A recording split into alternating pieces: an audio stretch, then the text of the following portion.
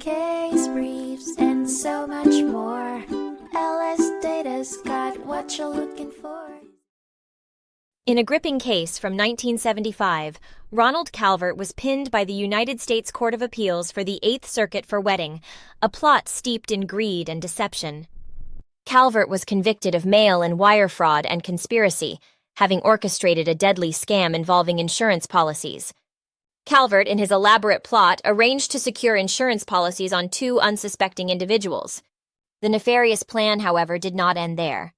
Calvert intended to cause their deaths, only to claim the ensuing insurance proceeds among his accomplices.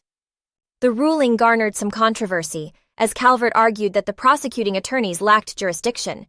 He further contended that biased publicity had skewed his trial. The court, however, found no merit in Calvert's protestations, deeming his trial proceedings fair and impartial. There was compelling evidence enough to corroborate his involvement in mail and wire fraud, the court ruled.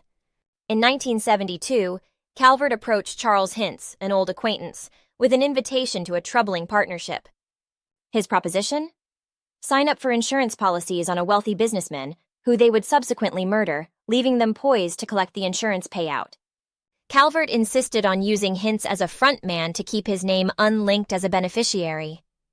Charles Hintz later distanced himself from the plot, but not before Calvert showcased his sinister intentions at several meetings with potential business partners.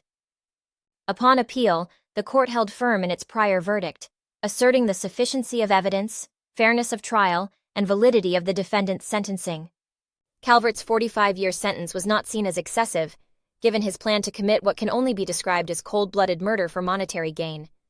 Thus, the court's original sentence was upheld, and Ronald Calvert's appeals fell on deaf ears. Case briefs, and so much more. LSData's got what you're looking for. Visit lsd.law, elevate your mind. Leave the stress of class.